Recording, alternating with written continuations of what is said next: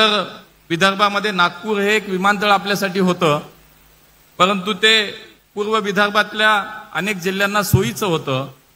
परंतु पश्चिम विदर्भासाठी आपल्याला आवश्यक असलेली विमानसेवा आता सुरू झाली आणि त्यामुळे निश्चितपणे आपल्या पश्चिम विदर्भातील सर्व जिल्ह्यांना आता व्यापार असेल, पर्यटन असेल, दळणवळण असेल, शिक्षण असेल, किंबहुना रोजगार निर्मिती असेल, यासाठी आता मोठ्या प्रमाणामध्ये निश्चितपणे मदत होईल. आज मुंबईला आपण जोडलं गेलोय, पण पुढच्या काळात भविष्यात निश्चितपणे अमरावतीवरनं देशात आणि राज्यात सुद्धा या इतर ठिकाणी सुद्धा विमानसेवा निश्चित पुढच्या काळामध्ये सुरू होईल. खरं तर मित्रांनो, गेल्या 10 वर्षाचा जर काळ आपण पाहिला तर या देशातील या विमान वाहतूक क्षेत्रानं खूप मोठी क्रांती केली. आदरणीय नरेंद्र मोदीजींच्या मार्गदर्शनाखाली, नेतृत्वाखाली आपल्या देशामध्ये अनेक ऐतिहासिक निर्णय या क्षेत्रासंदर्भात गेल्या 10 वर्षात झाले. खरं तर मागच्या 70 वर्षामध्ये या देशात केवळ 74 विमानतळ होती आणि आज आपण पाहिलं तर आज या देशामध्ये 160 विमानतळ झाली. म्हणजे मागच्या केवळ 10 वर्षात या देशामध्ये 86 नवीन विमानतळ माननीय मोदीजींच्या नेतृत्वाखाली या ठिकाणी झाली. आणि म्हणून खरं तर लोक आपण पाहिलं तर बस मागतात, रेल्वे मागतात, पण अलीकडच्या काळात लोक आता विमानसेवा मागायला लागलेत. हे विकसित भारताच्या दृष्टीनं, संकल्पाच्या दृष्टीने टाकलेलं मोठं पाऊल आहे असं म्हणायला हरकत नाही. आणि म्हणून या मागच्या 10 वर्षातली एकूण जर कामगिरी पाहिली तर प्रवासी संख्या सुद्धा दुप्पट झाली. ती मागच्या 2014 साली जवळपास 17 कोटी जी आपली प्रवासी संख्या होती, जी प्रवास विमानाने या देशातली करत होती, ती मागच्या 10 वर्षात, केवळ 10 वर्षात 38 कोटी लोकांनी, या देशातील लोकांनी विमान प्रवास केला. आणि म्हणून आज देशात आपण जर पाहिलं तर जवळपास 600च्या वरती विमानं कार्यरत आहेत. आणि पुढच्या जवळपास 2027 पर्यंत आपल्या देशामध्ये 1100 पेक्षा अधिक विमानं असतील आणि विमानसेवा त्या माध्यमातून आपल्याला मिळेल. आपण जर पाहिलं तर 2023 आणि 24 केवळ साहेब एका वर्षामध्ये आपल्या भारतीय विमान सेवा कंपन्यांनी जवळजवळ 1120 नवीन विमानांची ऑर्डर दिली आहे. म्हणजे आपण कुठल्या दिशेने चाललोय याचीही मला असं वाटतं की एक या ठिकाणी प्रचिती आपल्याला येईल. आणि म्हणूनच हे सगळं काम पाहता आज जगातल्या या विमान वाहतूक क्षेत्रामध्ये आपण 3ऱ्या क्रमांकावरती आहोत. इतकी मोठी उपलब्धी मागच्या 10 वर्षामध्ये या ठिकाणी झाली. आणि म्हणून माननीय मोदीजींनी जे सांगितलं की 2047चा एक विकसित भारत आपल्याला घडवायचा आहे आणि तो संकल्प पूर्ण करण्यासाठी म्हणून विमान वाहतूक क्षेत्रामध्ये आज माननीय देशात मी म्हणाल तसं सर्वात तरुण मंत्री माननीय राम मोहन नायडू यांच्या नेतृत्वाखाली आम्ही सगळेजण काम करतोय. आणि पुढच्या काळात आपल्या नेतृत्वाखाली या देशात 2047 पर्यंत जे उद्दिष्ट ठेवलंय तर या देशात जवळपास 400 विमानतळ होण्याचा संकल्प आपण केलाय आणि तो निश्चितपणे माननीय मोदीजींच्या मार्गदर्शनाखाली आपण पूर्ण करू. आणि म्हणून हे सगळं करत असताना निश्चितपणे माननीय मोदीजी म्हणतात की हवाई चप्पल पहनने वाला हवाई सफर करेगा. इथे माननीय मोदीजींनी सर्वसामान्य माणसाचा विचार केला की त्याच्या आवाक्यात येणारं, त्याला सर्वसामान्य देशवासियाला, त्याला आर्थिकदृष्ट्या त्याच्या आवाक्यात येणारा एक विमान प्रवास त्याला दिला पाहिजे.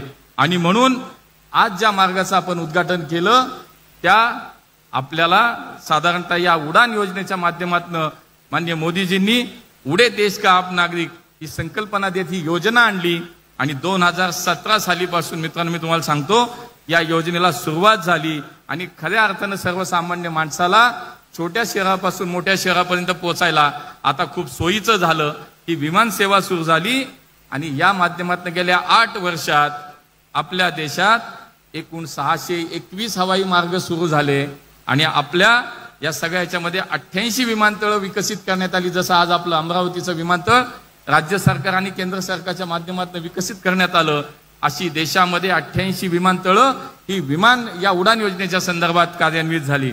आणि म्हणून मी आपल्याला सांगेल की जवळपास मागच्या या सगळ्या 8 वर्षाच्या काळात या उडान योजनेच्या माध्यमातून आमचा सर्वसामान्य माणूस प्रवास करू लागला आणि त्याच्यामध्ये जवळपास 1.5 कोटी नागरिकांनी मागच्या 8 वर्षात या योजनेच्या अंतर्गत देशभरामध्ये प्रवास केला. आता आपण पाहिलं असेल नुकताच केंद्राचा अर्थसंकल्प झाला आणि त्यामध्ये माननीय मोदीजींनी ही सुद्धा घोषणा केली की ही उडान योजना पुढचे 10 वर्ष सुरू राहणार आहे मित्रांनो. आणि त्यामुळे पुढच्या 10 वर्षात या उडान योजनेच्या माध्यमातून देशातील जवळपास 4 कोटी लोक आता पुढच्या काळात जोडली जातील.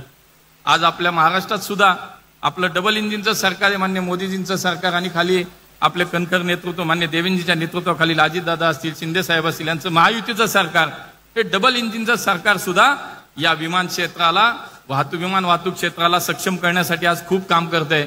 मी आपल्याला 2-3 उदाहरणं देईल की नवी मुंबई सारखं एक आंतरराष्ट्रीय विमानतळ आता नुकतंच पुढच्या काही काळामध्ये सुरू होत आहे. पुरंदर सारख्या एका मोठ्या विमानतळाचं आता जवळपास भूसंपादनाची प्रक्रिया सुरू झाली. या राज्यातल्या शिर्डी सारखं विमानतळ 24 तास सुरू झालं. सोलापूर आणि मुंबई विमानसेवा आता पुढच्या काळात सुरू होते आणि त्यासाठी मान्य देवेंद्रजींनी राज्य सरकारच्या माध्यमातून VGF देण्याचं कबूल केलं आणि म्हणून ही सुद्धा विमानसेवा आता पुढच्या काळामध्ये सुरू होतीये. पुणे विमानतळाचं विस्तारीकरण, असे अनेक उपक्रम या राज्यातल्या सर्वसामान्य माणसाला मुख्य शहराशी जोडण्यासाठी, प्रवाहात आणण्यासाठी म्हणून या क्षेत्राच्या संदर्भात राज्यातलं आपलं सरकार सुद्धा खूप मोठं काम करतंय. आणि त्यामुळे या राज्यात आजही आपल्या राज्यात उडान योजनेच्या माध्यमातून जवळपास आपण जर पाहिलं तर 157 मार्ग मंजूर झाले होते आणि आज 105 मार्ग हे प्रत्यक्ष कार्यरत आहेत उडान योजनेच्या माध्यमातून. आणि म्हणून 18 लाख प्रवासी जवळपास या राज्यातले ज्यांनी या उडान योजनेच्या माध्यमातून आतापर्यंत प्रवास केला. पुढचे सुद्धा अनेक ठिकाणं आहेत, अनेक विमानसेवाचे आपल्याला सुरू निश्चितपणे करायच्यात. मी जसं म्हणलं की राममोहन नायडू जे आहेत, आमचे देवेंद्रजी आहेत, सगळेच नेते जे आपले आहेत, यांच्या मार्गदर्शनाखाली उर्वरित 52 जागा ज्या आहेत की ज्या ठिकाणी आता आपल्याला विमानसेवा सुरू करण्याचं आपल्याला आवश्यकता आहे, ती सुद्धा पुढच्या काळामध्ये उडान योजनेच्या माध्यमातून आपण सुरू करू शकतो. त्यामुळे अधिक न बोलता पुन्हा एकदा या क्षेत्रासाठी आज केंद्र सरकार म्हणून मान्य मोदीजींच्या नेतृत्वाखाली देशभरामध्ये काम सुरू आहे. आपल्या राज्यामध्ये देवेंद्रजी असतील, मान्य दादा असेल, शिंदे साहेब असतील, ही मंडळी 24 तास काम करणारे नेते मंडळी आपल्याला मिळालेत. आणि म्हणून मला विश्वास आहे की डबल इंजिनचं सरकार आपण म्हणतो, विकसित भारताचा संकल्प मान्य मोदीजींनी केला तो तर निश्चित आपण सगळे पूर्ण करू.